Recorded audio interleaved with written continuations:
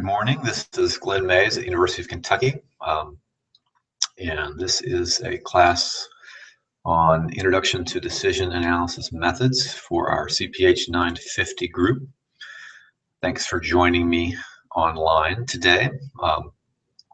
Today I'm going to start our section of the course on methods and tools that we use for policy and analysis and managerial decision analysis in health and healthcare. Starting with today, this is the basics of decision analysis methods. Getting started. And when I talk through today, we'll be tracking fairly closely with the concepts that are described in that series of articles from the primer on medical decision analysis, the Desky et al. Papers that are on the syllabus that were published in a series of issues in the journal Medical Decision Making. So if you read through those, we'll be hitting some of the major concepts today from those readings. And I'm going to be doing some screen sharing so we can step through some of the slides, and also we'll actually look at some examples of setting up decision analysis problems in spreadsheet format in Microsoft Excel. So I'll be jumping over to Excel a little bit too. So let me go ahead and launch the screen share so I can share some slides here. Bear with me for a second. You may see some flickering on the screen as I move over to share. Do the screen share here so I can share some slides. And so here we are, slide set, Introduction to Decision Analysis. For starters, when do we use decision analysis? In general, we use the methods that we're talking about today when we've got tough decisions, hard decisions where we need to bring some analytical tools to bear. And so we want to think about what kind of decisions are these tools good for. Well, first of all, these are tools that are good. We want to analyze decisions that have a lot of complexity to them, when there may be multiple choices that we face, multiple options on how to resolve a problem, when we may be dealing with the values and perspectives of multiple stakeholders or multiple groups, or when we may have multiple contingencies to deal with, multiple if-then kind of scenarios that are involved in decisions. These are some issues that can make decisions complex, and therefore make the use of a formal decision analysis method quite valuable. Secondly, the methods we talk about today, the decision analytic methods, are useful when we're analyzing decisions, analyzing choices that involve a lot of uncertainty about the circumstances involved in our problem or policy problem or policy decision of interest, and especially uncertainty about outcomes that are likely to result from choices that we may make. And obviously a lot of issues, a lot of health issues involve uncertain outcomes. Thirdly, these methods of decision analysis can be useful when we may be dealing with multiple objectives that entail trade-offs, and a lot of our health policy decisions involve this. So we may be trying to improve health status. We may also be trying to contain costs and reduce the costs of a particular policy decision. And those are very clear trade-offs between improving health for a particular population and also minimizing the cost and resource use that are involved in resolving those issues. So that's a trade-off, health versus money. And finally, decisions can be hard decisions when they involve multiple perspectives. We may look at one set of alternatives from a health system perspective or a hospital perspective or a physician perspective.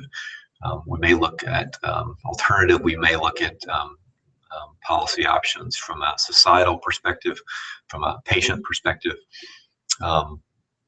from a private sector or business perspective, um, and the alternatives that look best from one perspective may be different from the alternatives that look best from another perspective. What's best for the patient may not be always best for the healthcare provider or the healthcare delivery system. And so that issue of multiple perspectives coming into play can also make decisions difficult, and therefore that can make the use of formal decision analysis quite helpful. So these are all some reasons why we might want to use a formal decision analysis for a health policy problem or a health management decision that we're facing. So what decision analysis offers us? First of all, it offers us a quote unquote a rational way of thinking about the problem, a rational way of evaluating alternatives using explicit criteria that we can use. It offers an explicit way of analyzing objectives, analyzing choices that we face, analyzing trade-offs that are involved in those choices. It allows us to explicitly understand where uncertainties arise in our decision problem and how those uncertainties might affect choices and outcomes. Decision analysis definitely does not eliminate the role of personal judgment.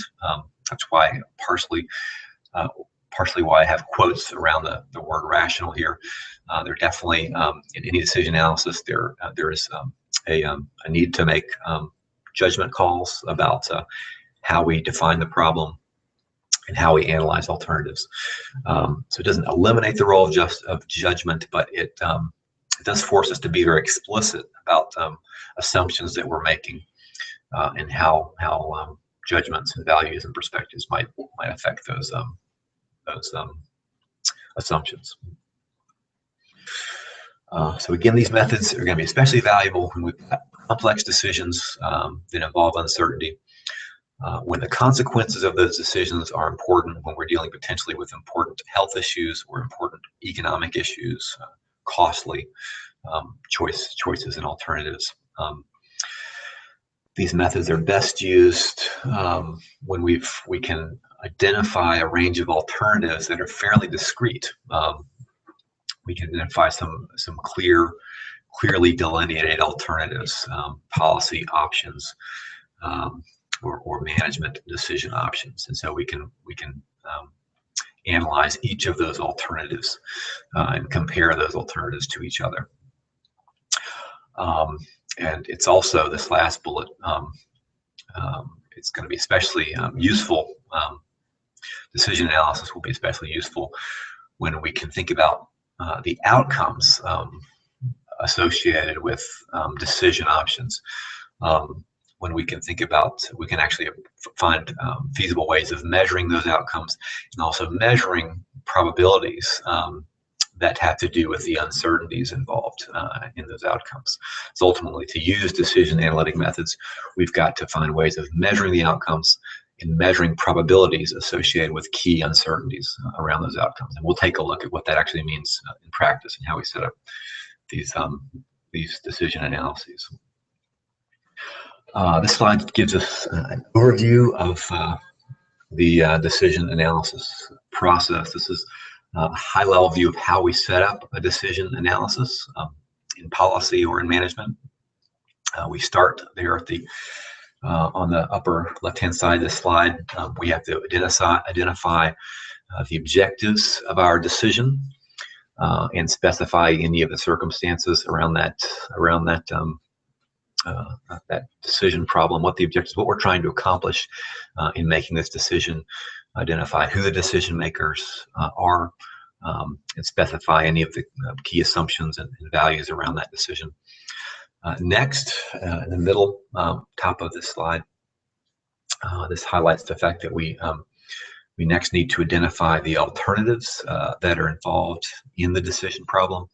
What alternatives do we want to consider? What's in scope? What's on the table or off the table in terms of decision options.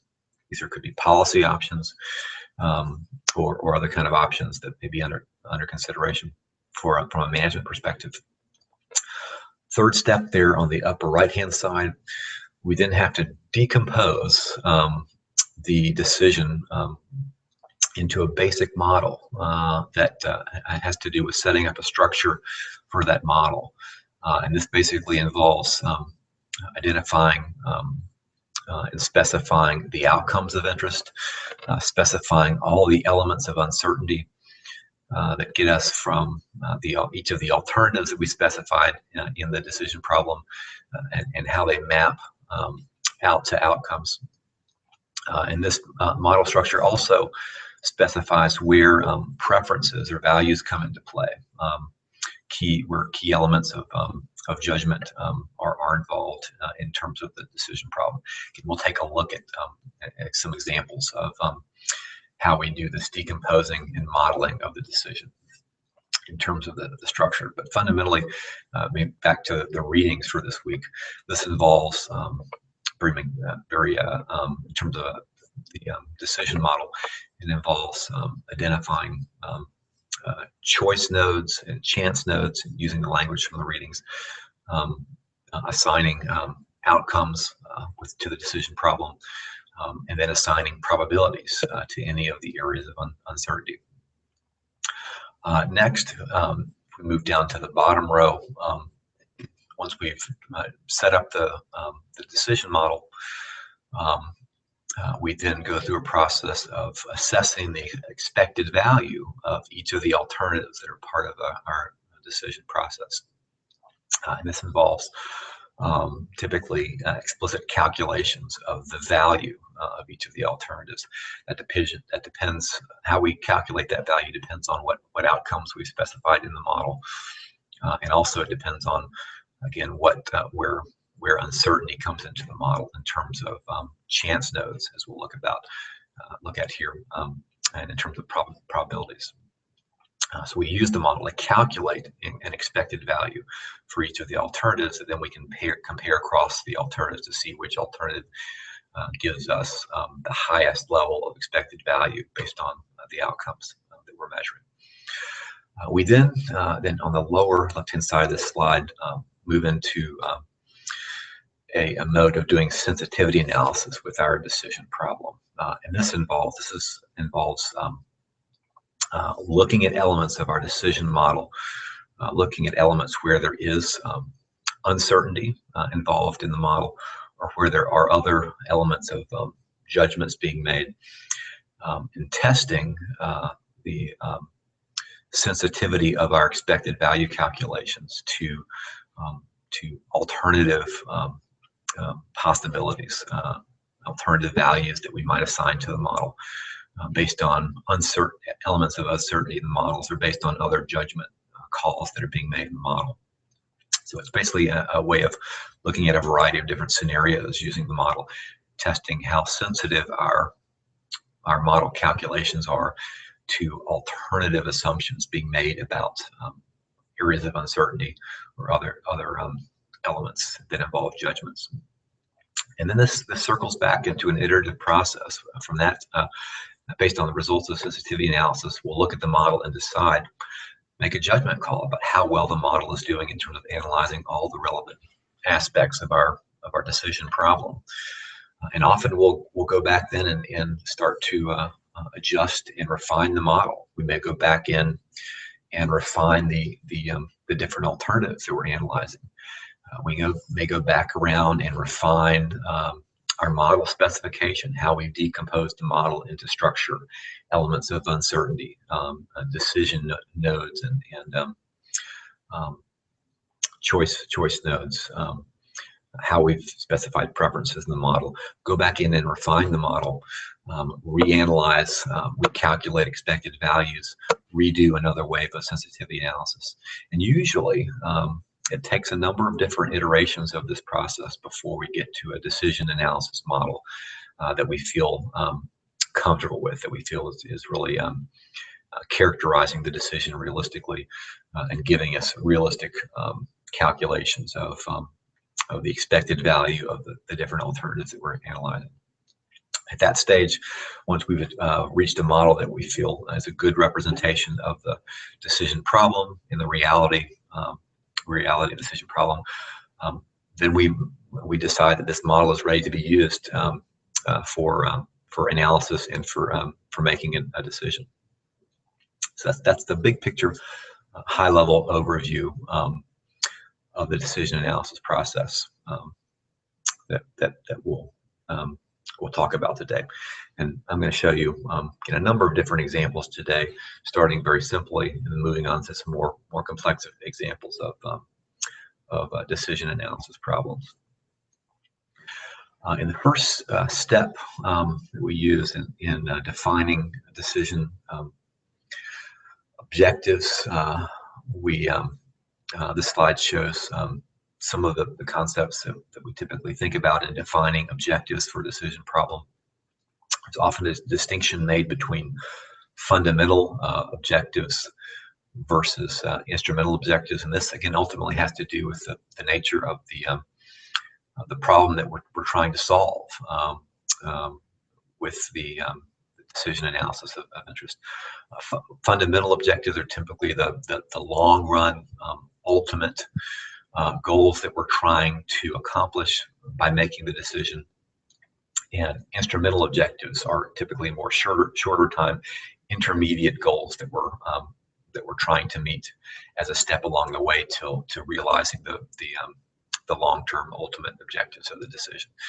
And so that can be useful to think about what are our fundamental objectives when we're doing a decision analysis versus what objectives are more instrumental, kind of incremental steps along the way.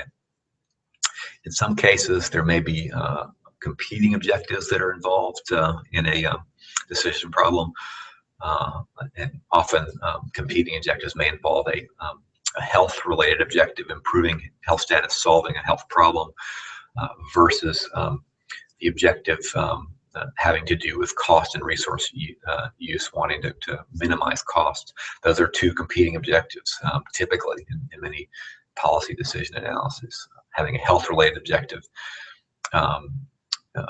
versus an economic objective of containing costs.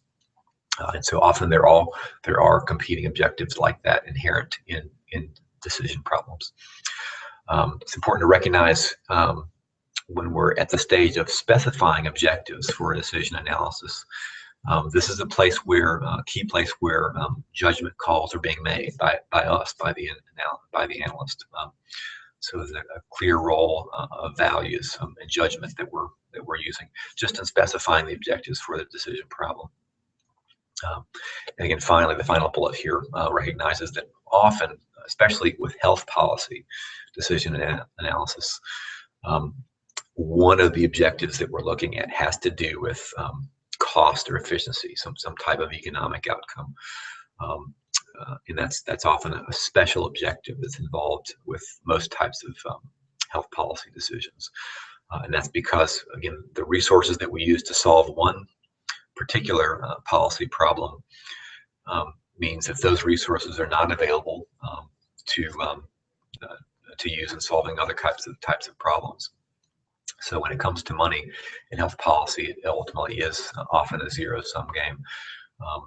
And so for that reason, we very frequently will look at cost, resource use, some type of economic objective as one of the objectives that we use in analyzing health policy choices and health policy issues. Also, in that first stage of setting up our decision problem, we typically want to specify other elements of the decision problem, other elements of the decision circumstances. Here, and this is where we would specify the perspectives of interest. From what perspective are we going to be analyzing decision alternatives and making choices? Whose perspective are we using? In governmental health policy, often we'll use what's called a societal perspective, and that means we're trying to analyze the set of alternatives from a full universe of interests, stakeholder interests that might be involved, and under the assumption that for governmental health policy, we're making decisions on behalf of the public at large. So we might use that broad societal perspective. In other cases, you may be wanting to set up a decision analysis to inform the decision of a very specific stakeholder, a hospital, a health insurer, a specific government agency, a state Medicaid program, or a local health department. And so that would represent, again, a narrower perspective, a specific institutional perspective or stakeholder perspective.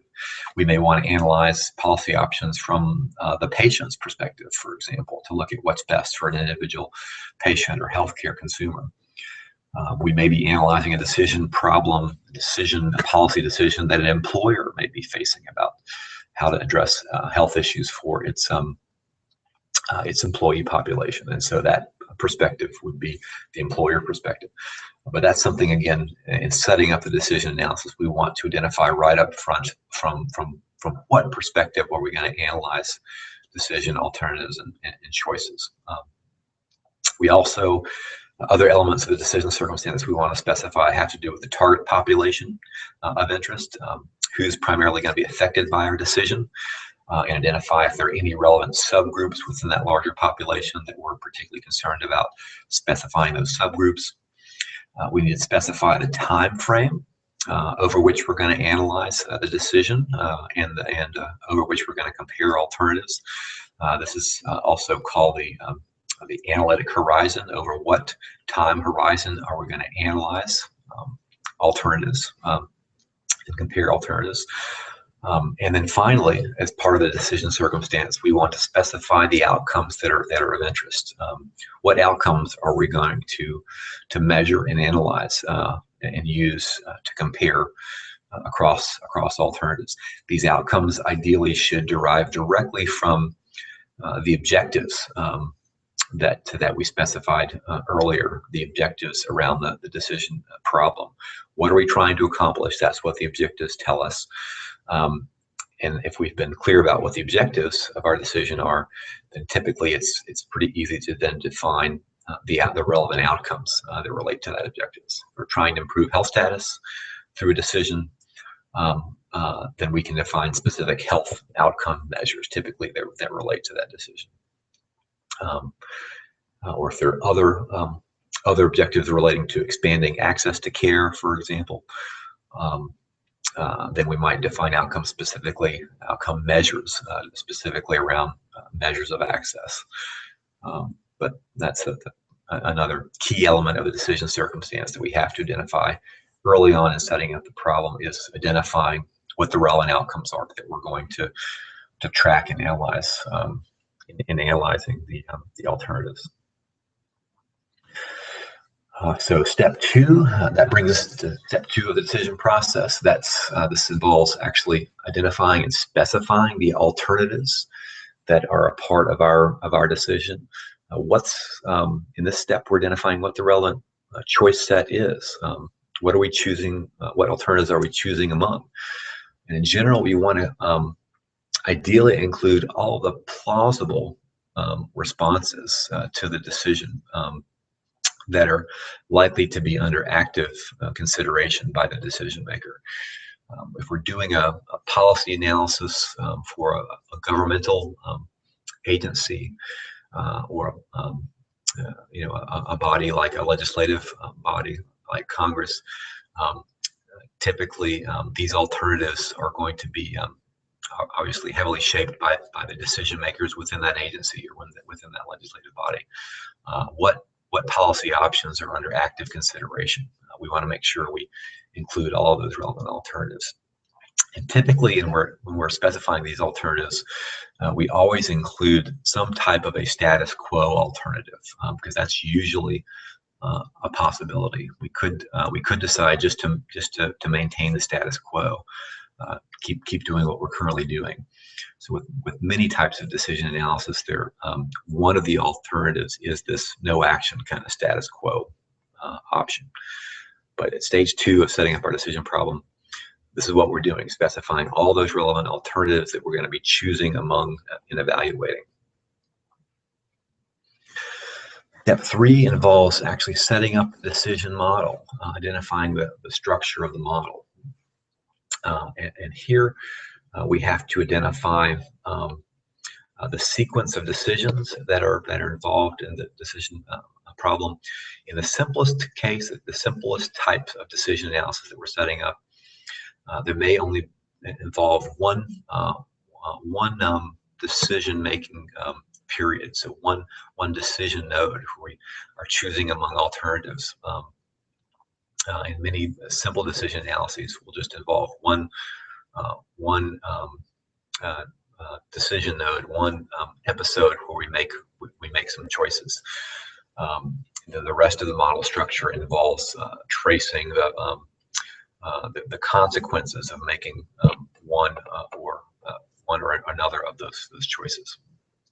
So there are decision nodes within the decision model that reflect the sequence of decisions.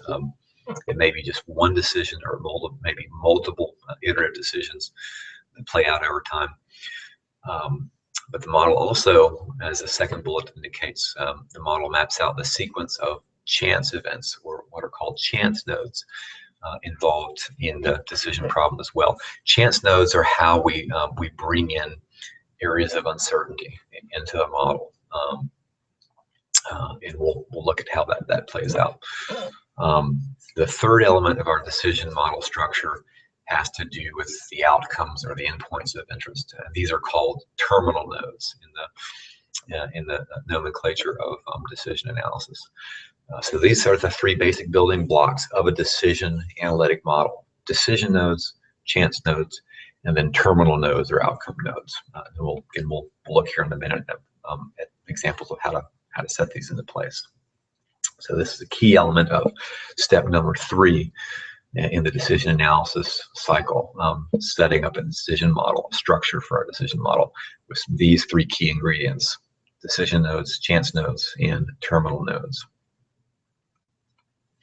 A couple of notes about model structure. Again, typically we find it's easier analytically to set up a decision model such that there's only one decision node, and typically that node will occur at the beginning of the decision model.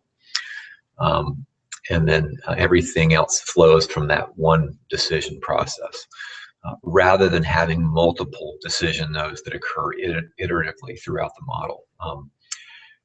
It's easier if we can set up the structure in that way with just one decision node that maps into chance nodes and then ultimately into terminal outcome nodes. That's going to be the easiest type of decision model to work with. However, that's not always the case. That type of simple model may not meet our needs. So there are cases where we will use more complex decision models that will have multiple iterative decision nodes that are embedded in our model. But at least to begin with, often we'll try to set up a decision model with a very simple structure that just has one decision node rather than multiple embedded iterative decision nodes. Similarly, the second bullet here, it's also typically easier analytically to set up a decision model where our chance nodes that are involved in the model, these elements of uncertainty, are dichotomous, meaning they have only 2 outcomes of interest. So you'll often see decision models that have chance nodes that just have two alternatives, 2 possibilities. And we know that many elements of uncertainty involve more than 2 possibilities. The way we analytically handle that kind of complexity is with sequential chance nodes, building in multiple chance nodes that flow from each other that will allow for more complicated elements of uncertainty, more complicated branching logic where there are more than 2 possibilities. So we'll specify that by using multiple dichotomous chance nodes, and we'll again look at examples of how that works here in a minute. A key element, what we're trying to achieve with the structure of our decision model, is setting up a decision tree, a model that maps out the decision process that has symmetry, what's called symmetry. And this is mentioned in the readings as well. A nice feasible decision model is a decision tree that has symmetry. And that symmetry property means for each of our alternatives that are being analyzed, each of the alternative choices flowing from a decision node, that the basic tree structure should look the same or very similar for each alternative. The branches on that tree should look the same for each alternative that we're considering. That's the property of symmetry. And if we can build a decision model that has symmetry analytically, it's going to be much easier to work with. So that's typically a goal with setting up the model structure. Another goal is to try to build out a decision tree that has symmetry, or as much symmetry as we can possibly make it. So again, we'll look at what that means here in just a minute. A couple more notes on the how we incorporate uncertainty into the decision model. We incorporate uncertainty again using these components that are called chance nodes within our decision tree structure. Again, and the easiest way of setting up a chance node is to make it dichotomous, have each chance node have just two possible outcomes, and then we have to, for each chance node, we have to identify probabilities associated with each chance event, the likelihood of each chance event alternative playing out within our decision analysis. So everywhere in our decision model where we have a chance node, we have to make some assign some values to those chance nodes that have to do with the probabilities of these different uncertain events playing out. We can identify information about probabilities from a variety of different sources. Ideally, what you want to do is be able to pull probability estimates from research that's already been done, research that's out there in the literature, existing studies. So you can find existing studies that document the likelihood of different outcomes playing out, and you can pull those estimates from existing studies into your model. That obviously makes that's an easy way, and also an easily justifiable way of setting up your decision model and framing these uncertain these elements of uncertainty in your model. In some cases, you may not be able to find existing studies that give you estimates of probability that you need. So in those cases, you may need to do your own research, do a little bit of primary research, conduct your own study, go out and observe things, do some of your own data analysis to estimate probabilities for some elements, or other kinds of primary research that you may want to bring into bear. The third option here, expert judgment, is also pretty commonly used as well to identify probabilities for elements of uncertainty in your decision model.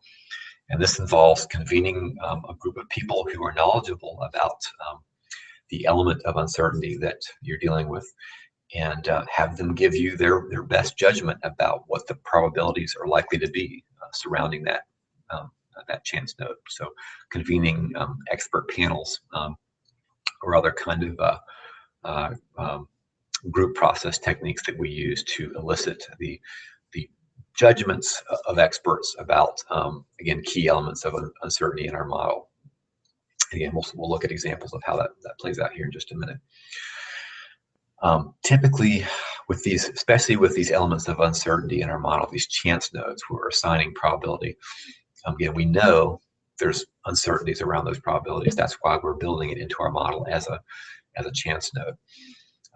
And so, especially where we're assigning probabilities within our decision model, we're going to assume that that we may be making incorrect guesses about what the probabilities are for these chance events. So we're going to assume that our probabilities distributions are vulnerable to bias or measurement error in how we're assigning probabilities.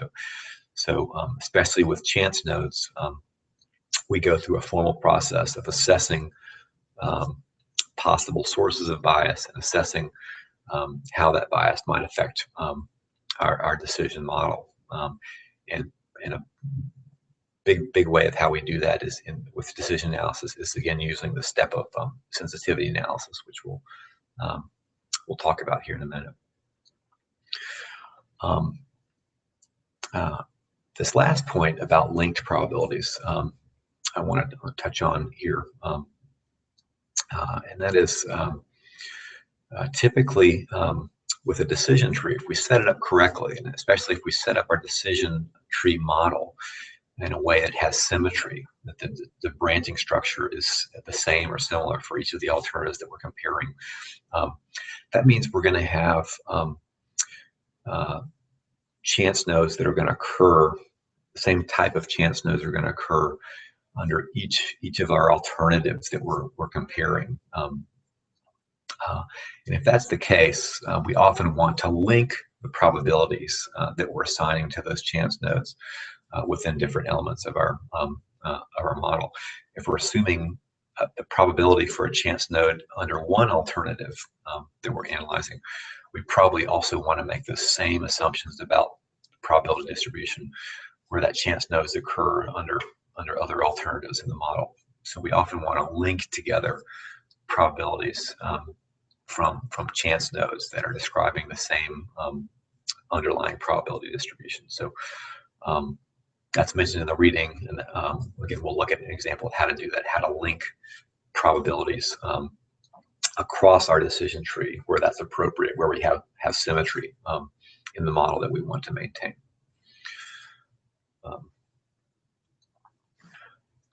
The third step in specifying decision model has to do with specifying the outcomes of interest within our model. And this involves, again, that third ingredient of the decision model structure, our outcome nodes, or our terminal nodes. We're going to, within our decision model structure, we'll define those outcomes as endpoints of our decision model. And then ultimately, we're going to have to assign values to each of those input points. Those endpoints involve measures of the outcomes that are part of our decision analysis, and we need to specify actual values for those measures. In many cases, for health policy decision analyses, we often have at least some of the outcomes that we're analyzing have to do with our health outcomes. And so we may be measuring those health outcomes in natural units. They may be mortality measures, measures of life expectancy, measures of disease burden, disease incidence or prevalence rates, case rates, or other measures of morbidity, disease severity.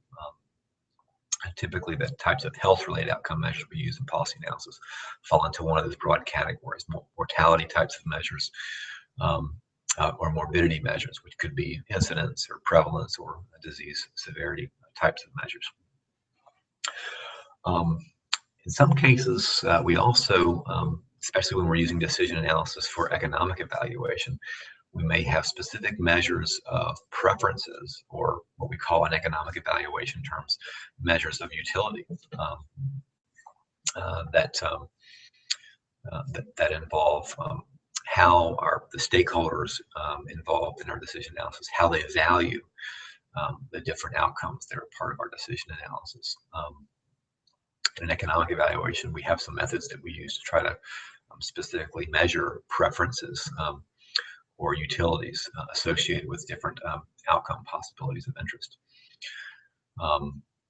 And the third point here is that often, especially again with economic evaluation, we will use outcome measures that combine a measure of health in natural units with a measure of utility or preferences into a combined, we call it preference-weighted health outcome measure. That combined approach, again, is what we commonly use when we're using a decision analysis specifically for an economic evaluation type of decision.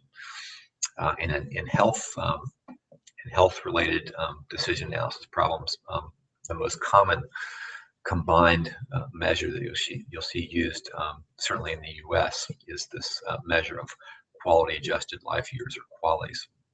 So I want to mention that specifically here because, again, it is It's a very common way of measuring outcomes in the U.S., especially when we're setting up decision analysis problems specifically to evaluate the cost effectiveness or evaluate the economic outcomes associated with health policy problems. So qualities, you'll see qualities mentioned in a lot of these economic evaluation studies. Again, if you read journal articles that are presenting cost effectiveness analyses, you'll often see the outcome measure of interest being this combined summary measure, quality adjusted life years. So it's good to know a little bit about how that particular outcome is measured and set up in these decision models.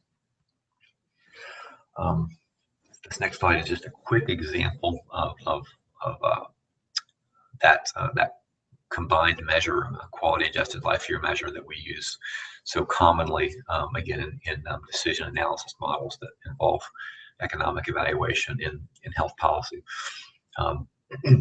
This slide again shows a simple example of how we construct a quality adjusted life year measure for a particular set of policy alternatives that we might be evaluating. And it basically involves combining a measure of the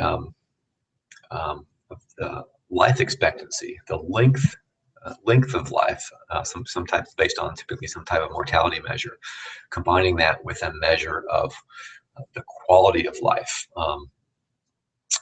that is realized by the populations that are affected by our decision analysis and our policy alternatives. So in this example that you see here on the slide, example of calculating quality adjusted life year measure. In this example, we assume that for the outcome pathway that we're measuring, there has been there's a expected life expectancy of 6.5 years associated with this particular outcome of interest. So if we were to measure just the mortality outcome measure, that would be, or the life expectancy outcome measure, that value would be 6.5 years. But if we're using a quality measure, it means we don't just want to evaluate the outcome based on the life expectancy or the mortality effect, but we also want to factor in morbidity or factor in quality of life differences that might be realized across that lifespan. And so in this example, we've been able to come up with a measure of the quality of life that's realized by the population of interest. The quality of life that's realized over that 6.5 year life expectancy range. And so, and again, this example, you see the yellow bars show that for the first year of life between 0, or actually the first 2 years of life between 0 and 2, the quality of life realized gets a value of 1.0, that people live the first 2 years in perfect health, as was measured in this example. And then from year 2 to year 3.5, their health status is somewhat degraded, and so the rating of health status drops to a value of 0.7 on a 0 to 1 scale. And then from year 3.5 to 4.5, we can see the red bar, that quality of life or health status drops even further down to a value of 0.3 on a 0 to 1 scale. So they're during that time frame from year 3.5 to 4.5, the health status or quality of life that's realized is about 30% of the perfect health value. And then finally, the blue bar shows us that from years 4.5 to 6.5, that last 2-year span in the life expectancy, the quality measurement goes back up to 0.9, so much closer to the perfect health scale. So we can see that quality of life, or the quality of health status, varies across that 6.5 year time horizon. And if we can measure how it varies into those yellow green, red, and blue categories. We can then sum up, we can compute a total quality adjusted life year value by taking the quality of life value scale, what's shown within the colored blocks, and multiplying it by the duration of time in which that quality of life is realized. So we can see here that you can see that how that quality adjusted life year is calculated at the bottom of this slide. We take for the first 2 years of life, we multiply that 2-year lifespan by the quality adjusted life year rating of 1.0, plus then we take the next period of lifespan between years 2 and 3.5, multiply that by 0.7, plus we take the next span of life between years 3.5 and 4.5, that 1-year lifespan, multiply it by 0.3, the quality rating in red. And then finally, the fourth component here, we take that duration of life from 4.5 to 6.5, that 2-year lifespan, and multiply it by the quality weighting of 0.9, and sum all that up together.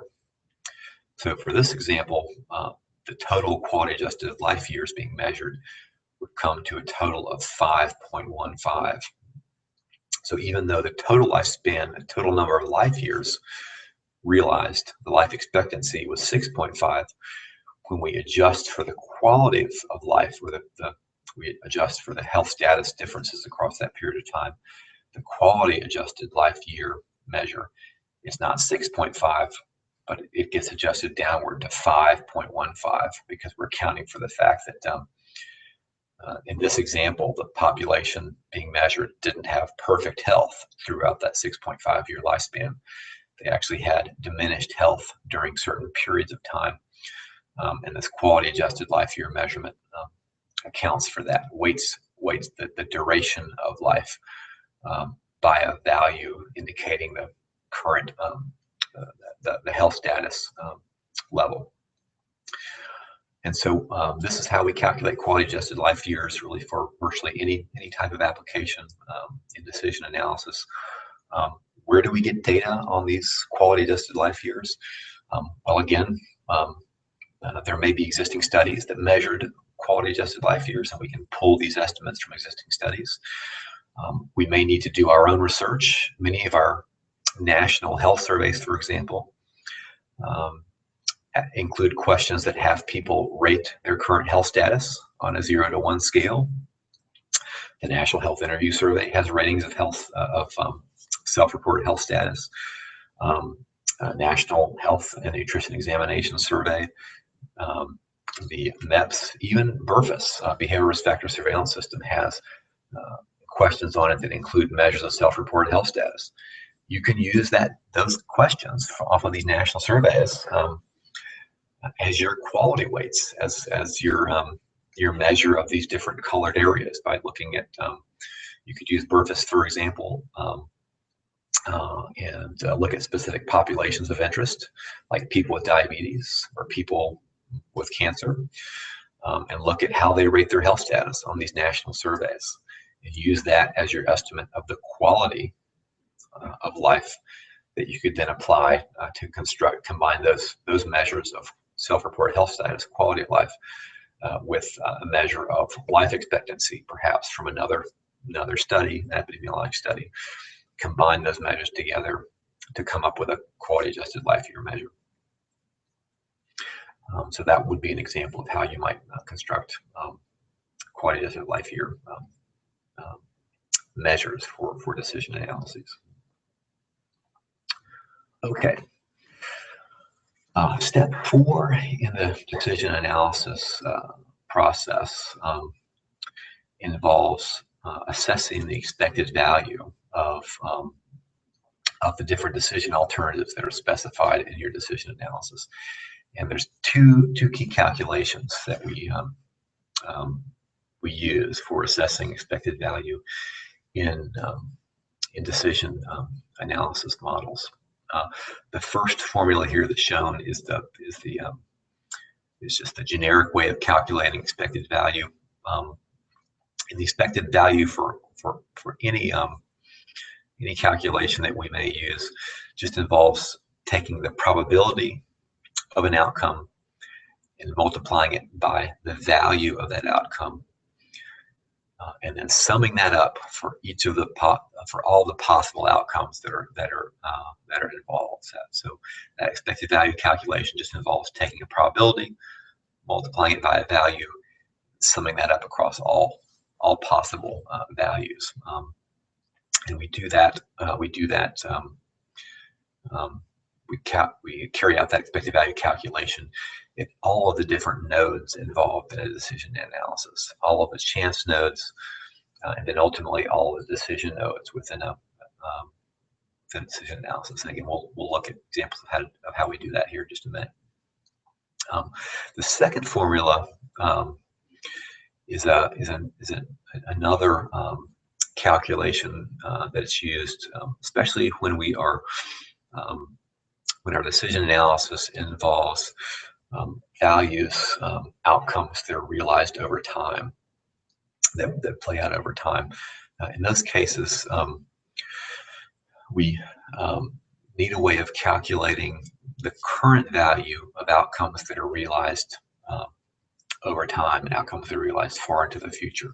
We need a way of discounting future outcomes to the present value, taking into account the time value of money. And to do that, we use this present value calculation. And that's the formula that you see, the second formula on the slide. It involves taking the expected value and dividing it by this quantity 1 plus r raised to the n power. And this is just, again, a way of taking an expected value calculation and discounting those values to the present value to take into account the fact that certain values are realized in the future, and we need to discount them up to the present value. And so that formula involves two key ingredients, R and N. R is the discount rate, and N is the number of periods in the future that we're analyzing the present value. R is a financial measure. Typically, for policy analysis, we use a discount rate. Most commonly, our discount rate that we use is a discount rate of 3%. And we assume that it's an annual discount rate of 3%. That essentially means that a value realized 1 year from now is going to be 3% larger than the value that we might observe today. You can think about it loosely as kind of an inflation rate. And in fact, we typically use a 3% discount rate because that's in the long run, that historically has been the average rate of growth in the U.S. economy over time. So it essentially represents the aggregate value of the time value of money and economic activity over time. So we typically use a discount rate of 3% when we're calculating the present value of outcomes that are realized in the future. And then N is the number of periods. In this case, if we're using an annual discount rate, N would be the number of years out into the future that we're calculating outcomes of interest. So again, the present value calculation we would use in a decision analysis only if we're dealing with outcomes that are realized out into the future, multiple years into the future, and we want to take that into account, discount those values back to the future. It's especially important if we're using economic outcomes, economic outcome measures in our decision analysis. If we have a measure of cost, for example, that's one of our outcomes of interest, it would be very important for us to apply this present value calculation if we want to value future costs that are associated with our different alternatives that we're analyzing in a decision analysis. So I've been talking a lot with slides. Let's look at an example, a simple example of how to set up a decision analysis. And the example I'm going to show you is a simple spreadsheet example of setting up a decision analysis problem that's based around policy issues having to do with screening and treating populations for hepatitis C, the hepatitis C virus.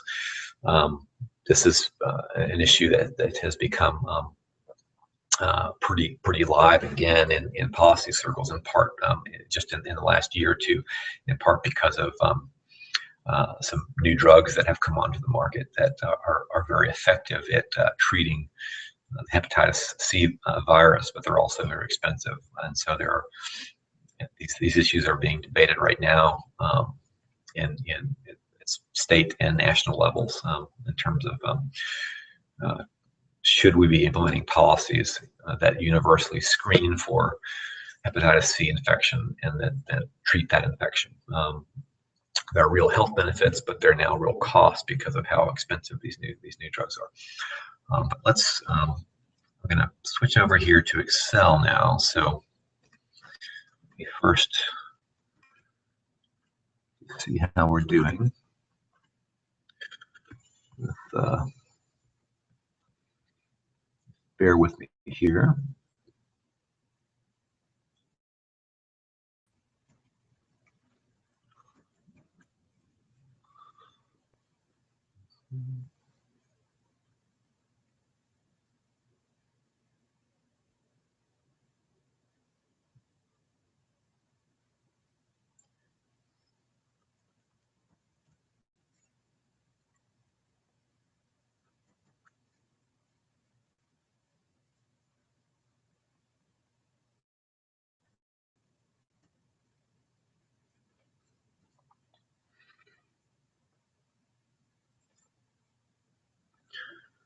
Computer's running a little slow, so just bear with me for one moment.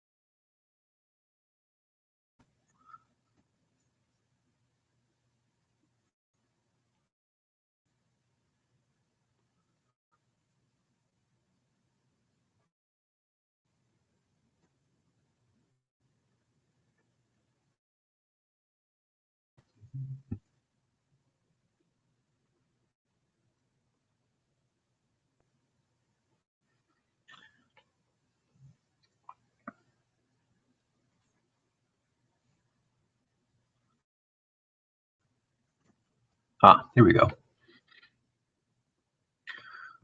So I'm just going to stop the screen share here just briefly to make sure we're still together on the same page. And I'm going to switch over to Excel.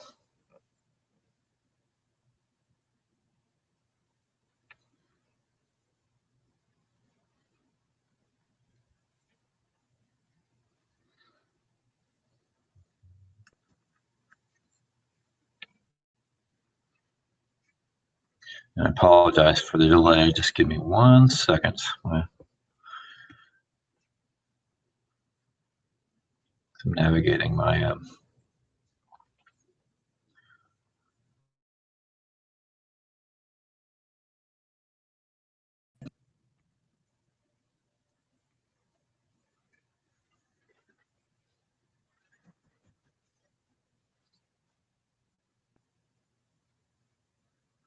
there we go.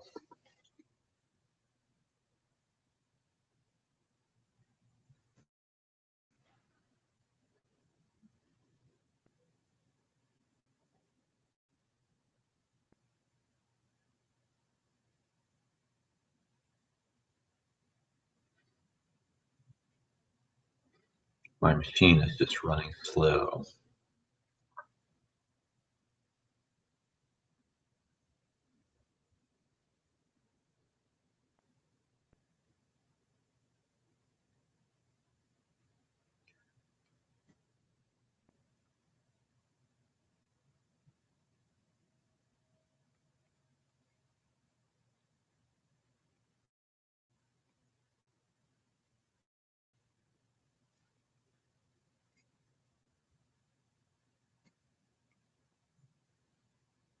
Well, let's see.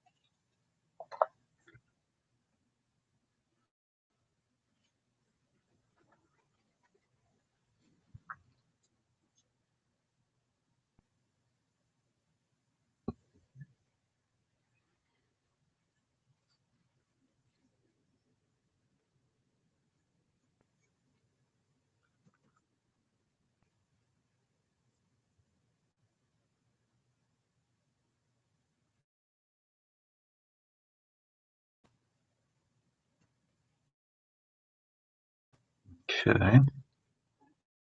Uh-huh.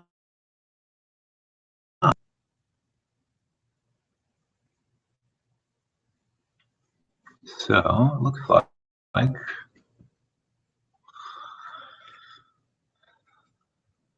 see. Well,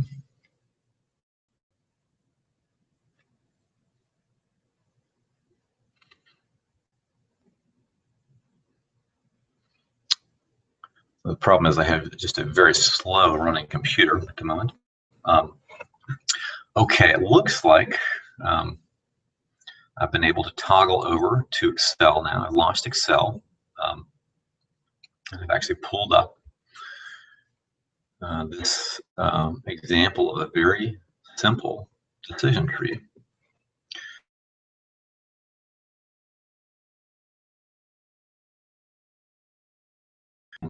A hepatitis C policy decision analysis. And so let me step you through what this looks like. You can see what I've done here in Excel is just drawn out a very simple decision analysis structure. You see I've done this just purely in Excel.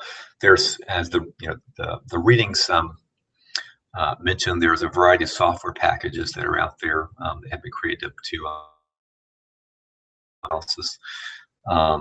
But the simplest way to set up a decision analysis is to just set up your decision model in a spreadsheet like you see here. And that's often really the best way to go. Even with fancier software, you're going to have to start by setting up a decision tree structure like this. And it's very easy to set up these kind of models in Excel. And that's what I'll obviously encourage you all to do as a first. Hepatitis C policy analysis. I start on the left-hand side with a decision node. I put in a little square there. That's actually just a little drawing object I just drew in Excel, a square. We typically represent decision nodes with squares and chance nodes with circles. And then terminal nodes, outcome nodes, we represent those with the little triangles that you see at the end of the model. Sorry about that. I've got a little pop-up here. You see with this decision analysis structure, I've got a decision tree that we're looking at. It's got a decision node on the left-hand side, a little square. It's got a number of chance nodes, circles, and it's got triangles for my my endpoint nodes or my outcome nodes. And you can see this for this simple decision analysis. If my decision node has just got two options, so I'm looking just at two different alternatives. I'm comparing two policy alternatives. And in this case, alternative number one is a policy where we decide to screen and treat everyone who has a hepatitis C infection. That's the treat option on the top of this tree. And my second policy alternative coming off my decision node is a policy of no treatment, that we're not going to automatically screen and treat people with hepatitis C infection. So I've got a simple analysis just looking at those two basic policy options. We might assume that we're analyzing this decision for a federal program like Medicare or a state program like Medicaid. We're going to analyze this policy decision from a societal perspective and look at these two broad types of policies.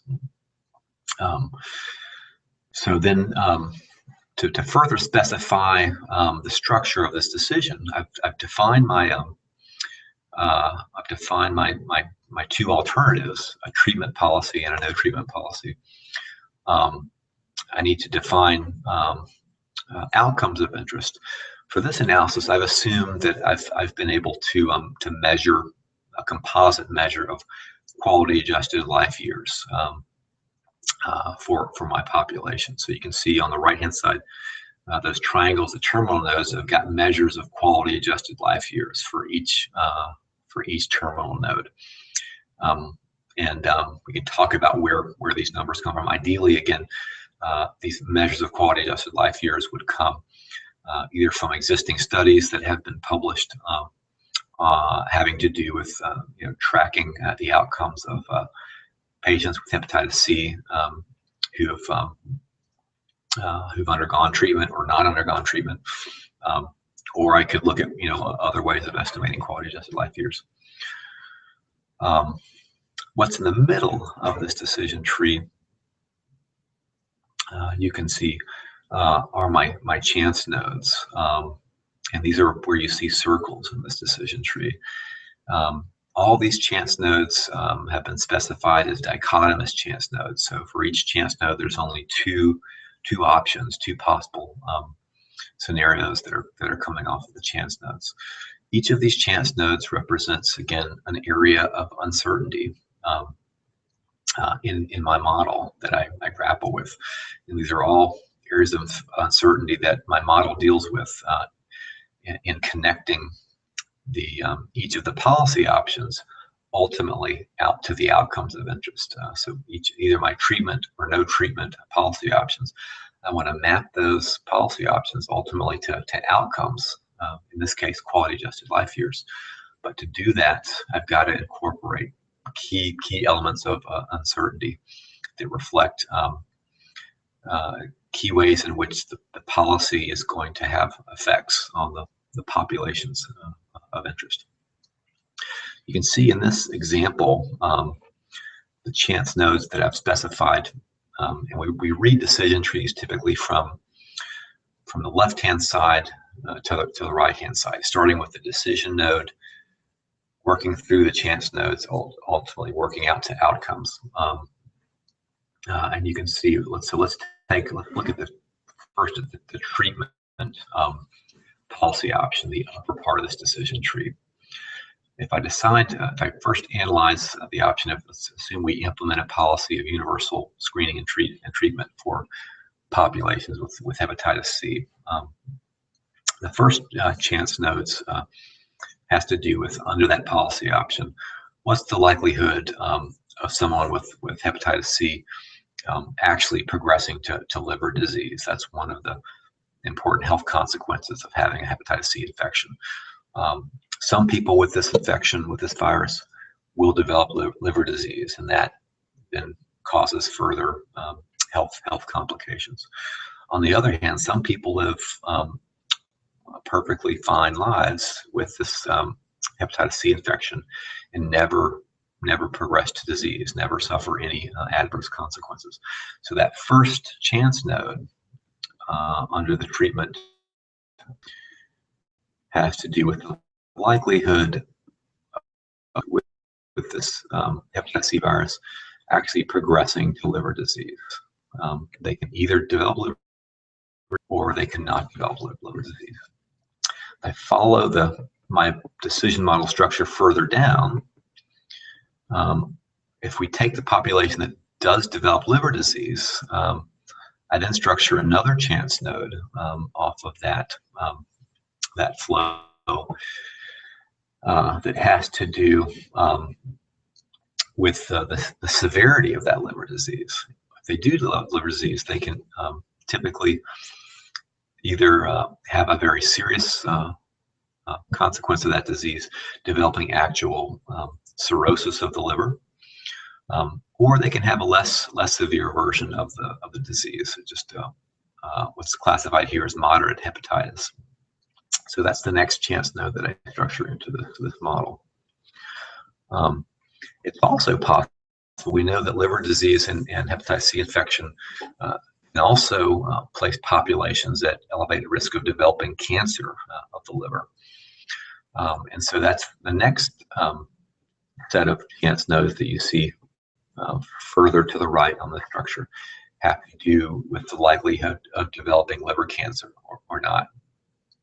And you can develop that as the structure, the tree structure shows. You can develop in combination with these other liver disease problems, cirrhosis, and or moderate hepatitis. So I placed the cancer chance nodes as additional chance nodes.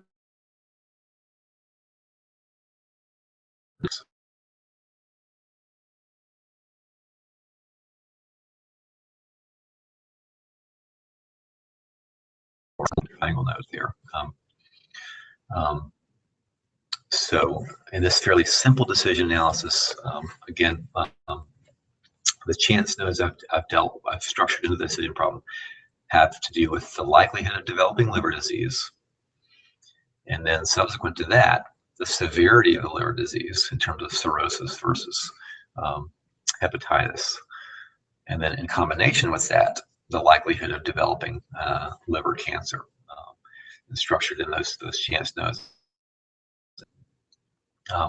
And ultimately that will the structure then maps people into the final outcomes. Again, in this example, I'm measuring final outcomes in terms of quality adjusted life years, a combination of the life of each of these population subgroups, weighted by the estimated quality of life or health status realized over that time period. In this case, I pulled these quality adjusted life years again from some existing studies that looked at these populations. And you can see in this analysis, I've assumed we get down to the no progressive liver disease branch down here. You can see I assume that people who, under the treatment policy choice, people who don't end up developing liver disease, we've assumed a quality adjusted life year value of 24.6, almost 25 years. And here, this is because I'm assuming a population group that's of adults that are already at midlife. So they're, you can think about these are adults at age 50. What's their life expectancy beginning at age 50, moving into the future? So someone who's got the hep C virus, who doesn't progress to any disease, their life expectancy, their quality adjusted life year expectancy is 24.6, almost a full 25 years of perfect health. One reason why that value is a little bit lower than 25 is that there are some complications associated with testing and treatment for the hep C virus, and so that if assuming that there are some side effects associated with treatment, that's likely to lower quality of life somewhat, even for people who never advanced to liver disease. So that's one reason why we might expect to see a quality value of somewhat less than a full 25 years in perfect health. The other quality values are